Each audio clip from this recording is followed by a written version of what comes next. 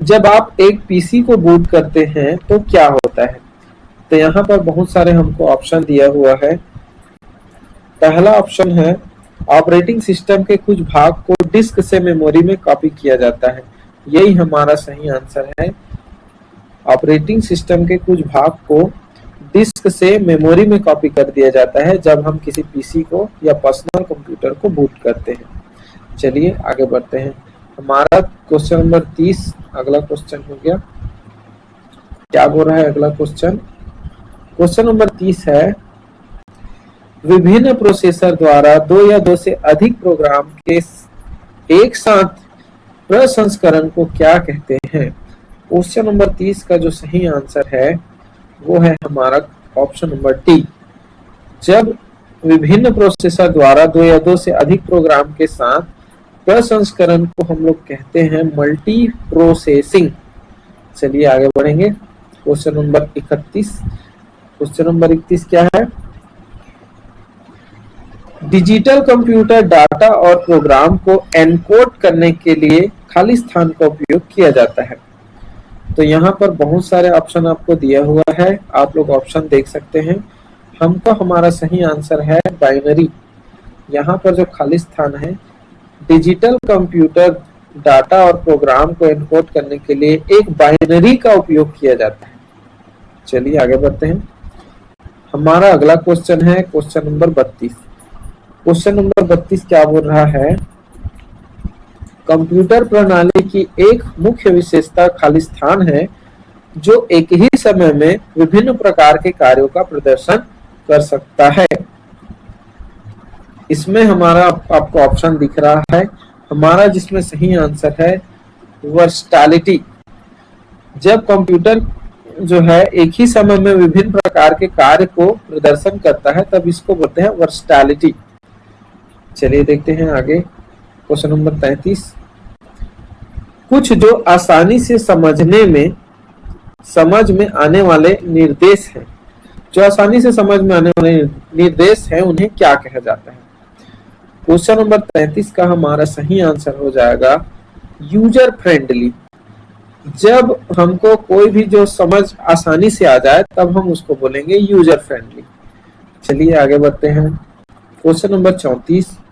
हमारा question number 34 है, क्या बोल रहा है? निम्नलिखित में से कौन सा पद इंटरनेट पर लिंक के संग्रह को परस्पर नेटवर्क बनाने से संबंधित है? 34 का हमारा सही आंसर है ऑप्शन नंबर डी, ऊपर दिए गए सभी विकल्प, यानी कि www, वेब और वर्ल्ड वाइड वेब और वर्ल्ड एरिया वेब, ये सभी विकल्प जो है इंटरनेट पर लिंक के संग्रह को एक परस्पर नेटवर्क बनाने से संबंधित है। चलिए हमारा अगला क्वेश्चन है क्वेश्चन नंबर 35। क्वेश्चन नंबर 35 को पढ़ते हैं। क्या बोल रहा है क्वेश्चन नंबर 35?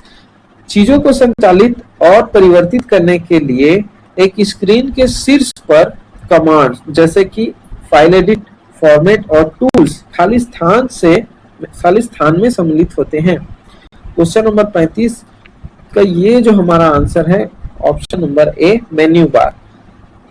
हमारा सही आंसर हो जाएगा मेन्यू बार। यहाँ पर हमको फाइल एडिट, फॉर्मेट करना और टूल्स मेन्यू बार में ही सम्मिलित होते हैं। चलिए आगे बढ़ते हैं क्वेश्चन नंबर 36 पर।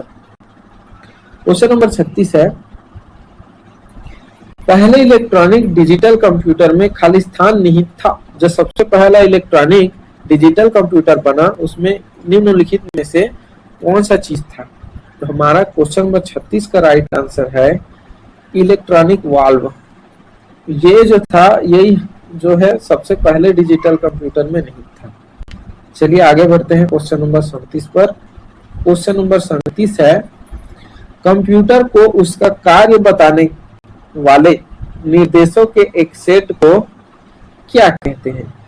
तो यहाँ पर है आपको बहुत सारा ऑप्शन दिखाई दे रहा है। हमारा सही आंसर हो जाएगा क्वेश्चन नंबर 37 का आंसर है डी, कंप्यूटर को उसके कार्य बताने वाले निर्देश के सेट को बोलते हैं प्रोग्राम। ठीक है, चलिए आगे बढ़ते हैं।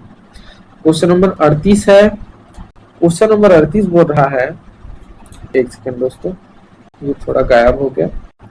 हाँ, चलिए देखते हैं दोस्तों, हमारा क्वेश्चन नंबर 38 है, निम्नलिखित में से कौन सा डिवाइस एक कंप्यूटर प्रणाली में कंपोनेंट्स और क्षमताओं को जोड़ने के लिए उपयोगकर्ता को अनुमति प्रदान करता है। तो 38 नंबर का जो है सही आंसर हमारा हो जाएगा एक्सपेंशन स्लॉट्स बोलते हैं, जो कंपोनेंट्स और क्षमताओं को जोड़ने के लिए अनुमति प्रदान करते हैं, उसको हम लोग बोलते हैं एक्सपेंशन स्लॉट्स। चलिए दोस्तों आगे बढ़ते हैं। क्वेश्चन नंबर 39, 39 नंबर का क्वेश्चन है। 39 नंबर का क्वेश्चन क्या बोल रहा है, खालिस्तान एक विंडो यूटिलिटी प्रोग्राम है जो संचालन का अनुकूल करने के लिए अनावश्यक फ्रेगमेंट और पुनर्व्यवस्थित फील्ड और उपयुक्त डिस्क स्पेस को अवस्थित और समाप्त करता है। देखते हैं 39 नंबर का हमारा सही आंसर क्या हो जाएगा। यहाँ पर हमारा सही आंसर है disk fragmenter, disk fragmenter. Option number C हमारा सही आंसर है। चलिए दोस्तों आगे बढ़ते हैं। क्वेश्चन नंबर 40, क्वेश्चन नंबर 40 है, क्या बोल रहा है, निम्नलिखित में से कौन सा एक्सटेंशन को सिस्टम फाइल के रूप में संदर्भित करते हैं। देखिए दोस्तों, ये क्वेश्चन बहुत ज्यादा इंपॉर्टेंट क्वेश्चन है। एक्सटेंशन से रिलेटेड क्वेश्चन बार बार पूछता है, चाहे वो फाइल से रिलेटेड हो, म्यूजिक से रिलेटेड हो, डॉक्यूमेंट से रिलेटेड हो। तो यहाँ पर देखिए हमको पूछा गया है सिस्टम फाइल। सिस्टम फाइल का जो होता है उसका एक्सटेंशन किस फॉर्म में होता है। तो यहाँ पर .com है, .exe है, .prg है, .sys है। तो दोस्तों देखिए यहाँ पर आपको एकदम आसान सा तरीका लगाना है, यहाँ पर सिस्टम, यहाँ पर sys। तो ऑप्शन नंबर सी इसका सही आंसर है। .sys या .sys इसको आप बोल सकते हो। ये क्वेश्चन नंबर 40 का सही आंसर है। चलिए दोस्तों आगे बढ़ते हैं। क्वेश्चन नंबर 41, क्वेश्चन नंबर 41 क्या बोल रहा है, क्वेश्चन नंबर 41 क्या बोल रहा है देखते हैं। क्वेश्चन नंबर 41 है, पद टाइम शेयरिंग किसके द्वारा प्रतिस्थापित किया गया है। देखिए टाइम शेयरिंग किसके द्वारा प्रतिस्थापित किया गया है, यहाँ पर आपको दिया गया है। सॉरी दोस्तों, ये थोड़ा सा यहाँ पे गायब हो गया। हाँ जी, यहाँ पर हमारा दिया गया है टाइम शेयरिंग किसके द्वारा प्रतिस्थापित किया गया है। तो हमारा सही आंसर है इसका, क्वेश्चन नंबर 41 का सही आंसर है ए, मल्टीटास्किंग सिस्टम। मल्टीटास्किंग सिस्टम के द्वारा जो है टाइम शेयरिंग जो है प्रतिस्थापित किया गया है। चलिए आगे बढ़ते हैं। क्वेश्चन नंबर 42 है, find dialogue. Question number 42, find dialogue box खोलने के लिए खाली स्थान दबाएं। फाइंड, देखिए यहाँ पर ABCDE तक के आपका ऑप्शन दिया गया है, तो इसका सही आंसर हो जाएगा बहुत ही सरल दोस्तों, कंट्रोल F। हम कोई भी चीज को फाइंड खोजने के लिए क्या दबाते हैं, कंट्रोल+F दबाते हैं। चलिए आगे बढ़ते हैं। क्वेश्चन नंबर 43 है, क्वेश्चन नंबर 43 क्या बोल रहा है, इंट्रानेट क्या है। तो इंट्रानेट क्या है, इसके लिए आपको ऑप्शन दिए गए हैं, आप पॉज करके जो है वो ऑप्शन को पढ़ सकते हैं। हम सीधा सही आंसर पर जा रहे हैं, क्योंकि हर एक क्वेश्चन पढ़ेंगे तो हमारा टाइम जो है बहुत ज्यादा लग जाएगा। चलिए हम जो है सही आंसर पर चलते हैं। इसका सही आंसर है question number D. Question number D है, इंटरनेट प्रोटोकॉल के उपयोग से एक संगठन की सभी शाखाओं को जोड़ने के लिए जो एक नेटवर्क होती है उसको बोलते हैं इंट्रानेट। चलिए आगे बढ़ते हैं। हमारा क्वेश्चन नंबर, अगला क्वेश्चन है 44। क्वेश्चन नंबर 44 क्या लिखा हुआ है, चलिए पढ़ते हैं जल्दी से। क्वेश्चन नंबर 44 लिखा हुआ है, कंप्यूटर सिस्टम से संचार करने के लिए विशेष रूप से इनपुट या आउटपुट डिवाइस की अनुमति बनाया गया विशेष कार्यक्रम क्या कहलाता है, खालिस्तान कहलाता है। तो यहाँ पर क्वेश्चन नंबर 44 को आप लोग पढ़ सकते हैं ऑप्शन को, हम आप इस पर सही आंसर बता रहे हैं आपको। क्वेश्चन नंबर 44 का option number B, device drivers, इसका जो है वो सही ऑप्शन है, सही उत्तर है।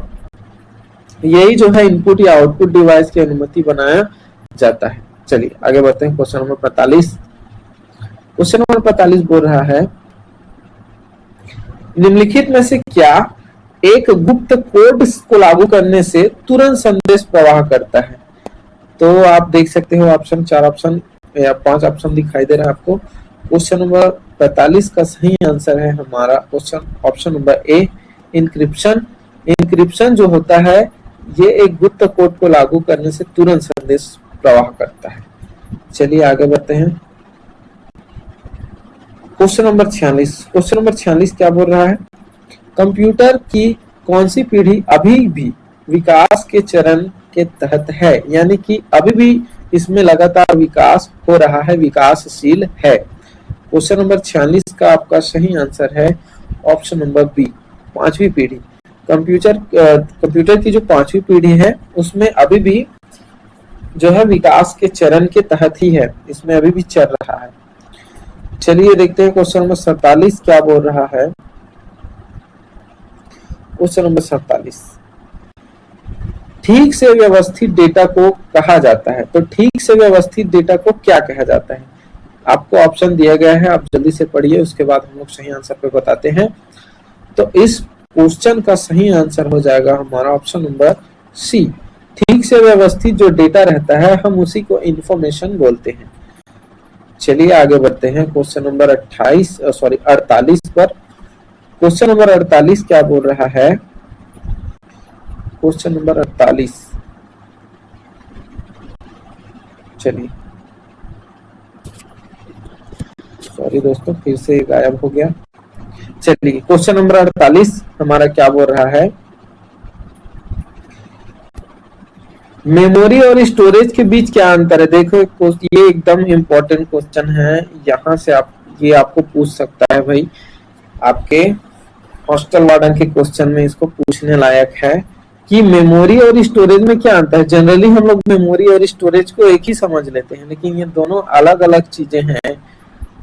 देखिए क्या अंतर है इनमें। पहले हम इसका सही आंसर पर आते हैं। हमारा क्वेश्चन नंबर 48 का सही आंसर है ऑप्शन नंबर ए।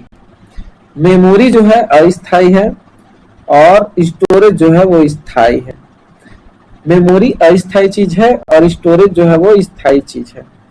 ठीक है, जैसे हम लोग किसी सिस्टम में रैम लगाते हैं तो रैम जो होता है वो अस्थायी होता है, हम उसको चेंज भी कर सकते हैं बाद में। चलिए आगे बढ़ते हैं क्वेश्चन नंबर 48। क्वेश्चन नंबर 48 होता है एनालॉग कंप्यूटर किसकी आपूर्ति पर कार्य करते हैं? ठीक है, एनालॉग कंप्यूटर जो है वो किसकी आपूर्ति पर कार्य करते हैं? देखिए यहाँ पर ऑप्शन दिया हुआ है, जल्दी से पढ़िए, हम फिर सही उत्तर पर जाएंगे। क्वेश्चन नंबर 49 का हमारा सही आंसर है ऑप्शन नंबर बी, अलग अलग वोल्टेज के इनपुट। जो एनालॉग कंप्यूटर होते हैं वो अलग अलग वोल्टेज के इनपुट पर कार्य करते हैं। आज का जो हमारा आखिरी क्वेश्चन है क्वेश्चन नंबर 50, ये हमारा आखिरी क्वेश्चन हो जाएगा। चलिए पढ़ते हैं जल्दी से क्या लिखा हुआ है। सेंट्रल प्रोसेसिंग यूनिट या सीपीयू में होते हैं क्या क्या चीजें इसके अंदर में होती है, इसको आपको बताना है। तो चलिए आप देख सकते हो, क्वेश्चन को पॉज कर सकते हो वीडियो को और आप ऑप्शन को पढ़ सकते हो। मैं आपको सही आंसर पर बता रहा हूं। इसका ऑप्शन डी जो है वो सही है।